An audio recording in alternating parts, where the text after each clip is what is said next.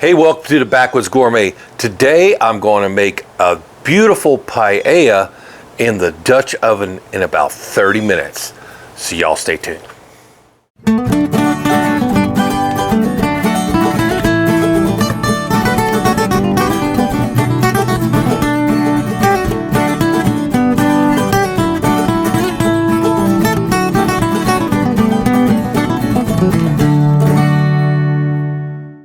So what I'm going to do today is I'm going to take our long version of a traditional paella cooked over an open fire and cast iron. We've done that a couple times. I'm going to leave you a link to the full from scratch version of this very same dish right in the description box below. And while you're down there in the description box, don't forget to check out our affiliate links and all the stuff that we recommend and have reviewed here on the channel. And hey, see something down there you like? Same cost to you. We might make a little money here to help support the channel.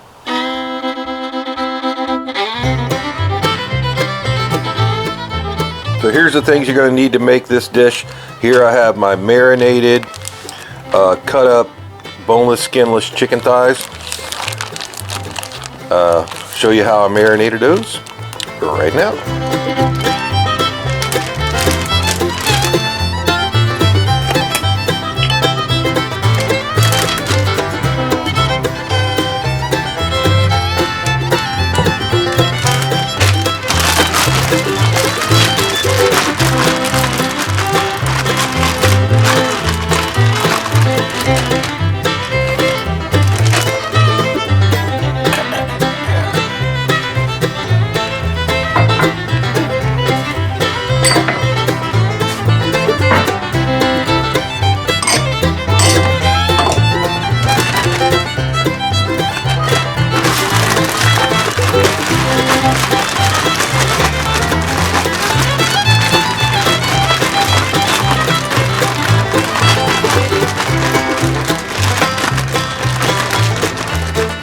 Second of all, you're going to need yourself some chorizo sausage. I bought the loose meat kind because we're going to break that up anyway. Or if you find it in links, just cut them up. Okay. Here we got some fresh caught wild shrimp. Those we caught ourselves right here locally. And then some kind of shellfish that is optional. I found these fresh live mussels at my local Publix, and there's a dozen of them there. Pretty inexpensive, okay, because this can be an expensive dish, or it could be as poor as you want it. So the other ingredients we're going to need is this Vigro yellow Spanish rice pack that has all the seasonings we need already in it. That's a big shortcut right there. We got 1 can of Hunt's fire roasted diced tomatoes. You can also get the bigger chunks if you want to. I got about a ½ cup of diced sweet onion, about a ¼ cup of red bell pepper. I've got some garlic powder, olive oil, some flat leaf parsley. Now if you don't want to bring that along to camp, just use dry parsley flakes. So this dish works great on campfire, and the traditional Spanish paella is always made on open fire. And like I said, got the link down below where we did just that. Today we're going to modify that a bit. I would have loved to have gotten a campfire going today.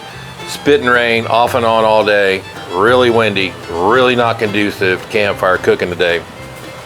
But if you're out there camping and you got a nice good fire, this is going to work great. We're going to use that Dutch oven, and if you're going to do it on a campfire, you're going to need your tripod. Hang that pot over that fire where you can adjust that fire as needed. Today we're going to do it here in the outdoor kitchen up under the roof because it can rain again any second. We're going to do it on some lump charcoal over on the Lodge Dutch oven table.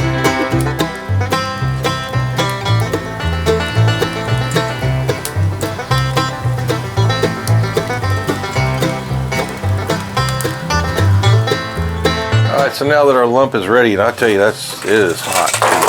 I'm going to go ahead. Man, I can't hardly even handle the chimney. But that's what we need, a lot of heat for this project. A lot of heat. All right. Let's push that over there into our one-line method. I'm going to leave the ones that are just starting over to the side there. We're going to come in with our 12-inch Dutch oven. And I think what I'm going to do today is, sorry about that was the camera. I'm going to go ahead and let me grab some tongs here. Go ahead and give that just a little jack up above those coals. A little separation on this side. That's going to hold it just a little higher above there and let those coals breathe. And we have our tongs here, our charcoal tongs, ready to kind of adjust that fire evenly. Also, if you notice over here to the side, I have some wood chunks, and those wood chunks are going to help us if we really need to get this going. But this is some green egg charcoal, and it is really hot. So let's let that preheat just for a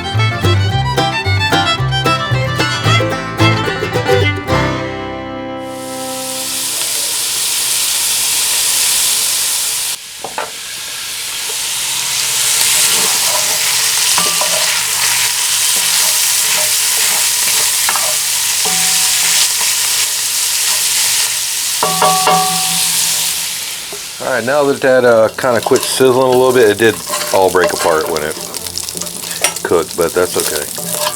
We're going to get most of it out of there, trying to leave behind the all the oils and flavor. So I got a holy spoon here, and let that grease strip off of it.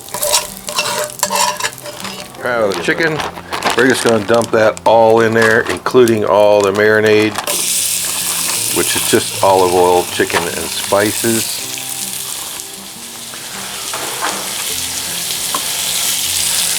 And you see how dark that's become now after marinating. It's marinated for about 3 hours. You could probably even go longer than that in your cooler, refrigerator, if you're doing it at home. Make sure it stays cold while it's marinating, and we want to cook that in the oils from the chorizo.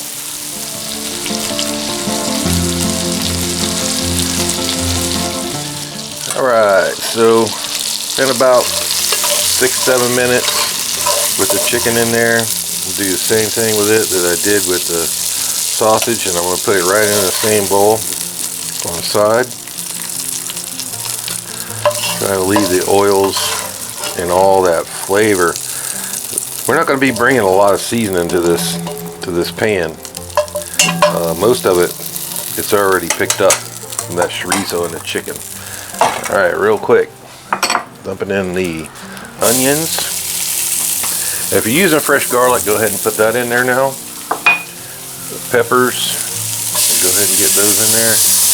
Now, Mrs. Backwoods doesn't like peppers. She can tolerate these red ones. So I had a little bit. I just want to add them for color. But don't tell Mrs. Backwoods. So what the moisture from those is going to do is kind of raise the pond up off that bottom.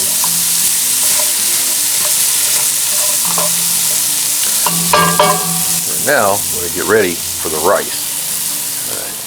So what we're going to do right now is start adding the rice, and I may not use this whole package. Probably could have got away with the smaller package, but I want to coat the bottom of the Dutch oven, and we want to, even though this has seasoning in it, see a big blob of it right there, we want to stir this around and kind of toast it in the oil that's down there in that Dutch oven right now. And even though it has seasoning in the package, we still want to toast the rice. So we've been toasting this now for about 8 minutes, and you notice that the rice has picked up all the oil from the bottom of the pan, and you don't want to burn it, and that's why I'm kind of glad that the fire is burned down. But you need to go in here about every couple minutes and just toss it around so that they get nice and toasty. You can see when they're toasty when they start turning a brighter white color. So the first thing I'm going to add is my can of fire roasted diced tomatoes. Alright, and the fire roasted ones kind of help a lot because you don't have to really brown them as much. They're already brown when you put them in there. But the minute you put them in there, you hear that sizzle. That moisture's coming out. I did drain the excess moisture out of the can first. Okay. Remember I mentioned there's a fond in the bottom of the pot. First thing I want to do is just give it a little bit and release that fond. If you put too much at once, it doesn't seem to do as well because it takes too much heat out of the pan. So add a little bit at a time to get that fond, the tomato fond. So while that's simmering along, let's go ahead and chop some of our Italian flat leaf parsley. You don't need a ton of this, maybe a quarter of a cup, but it is going to add a beautiful fresh flavor to this dish.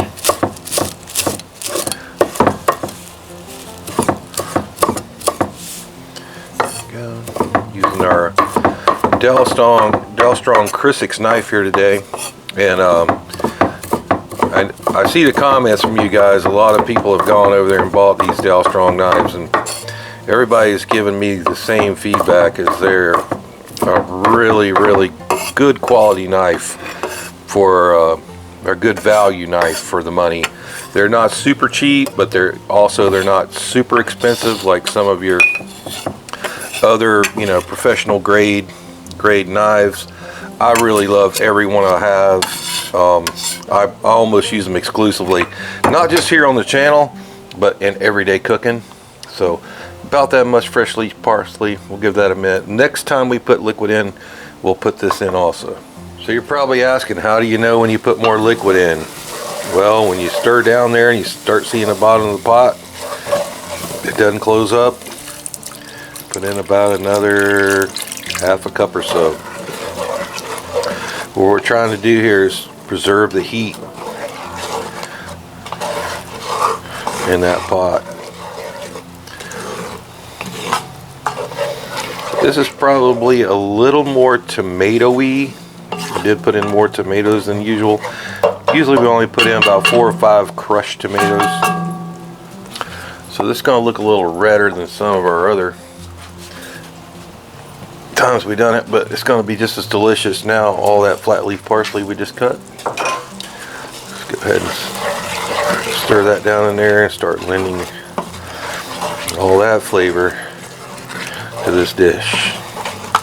Alright, all that beautiful meat that we prepared earlier, first part of this process. Trying to keep this under 30 minutes, so I'm going to go ahead and dump that in there. Alright, I'm going to grab some more broth. Put about another cup.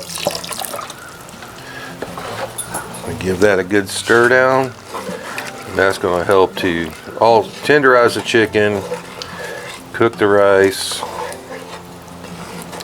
But here we still don't want to put the lid on quite yet. Alright, put the rest of the remainder of that 32 ounces of broth in. We'll go ahead and cover it. We're not going to put any coals on the top. This is going to help the rice cook. So it's been 6 or 7 minutes. And I go down here and stir it. Still got a little moisture left. We're looking for. Time to go ahead and add in our shrimp. I definitely want to keep them close to the top, but spread them out a little bit so you can see them in the final presentation. Didn't take quite as much care with that as I did on some of the previous videos, but there you go. Don't want to overcook those for sure. And then we have our mussels. Let me grab that DALSTRONG knife here real quick and get that package open.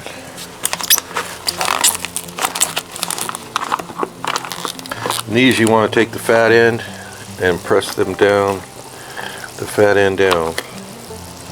Space them out. I got a dozen around the edge.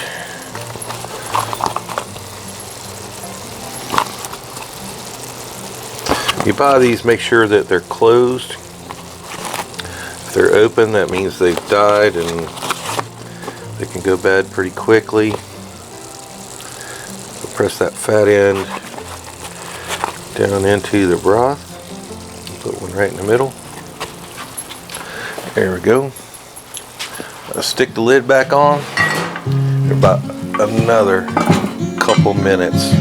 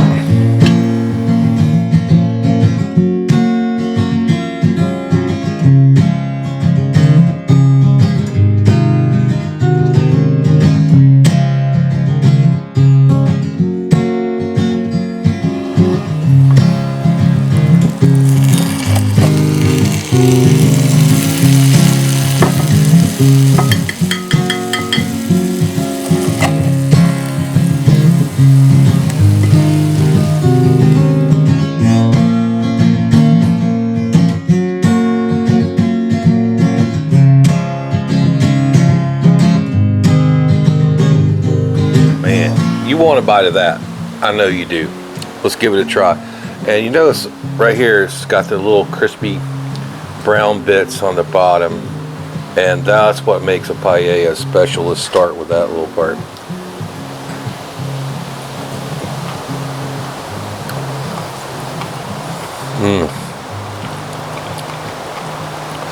You hear that crunch? That is super special. The whole thing. Oh.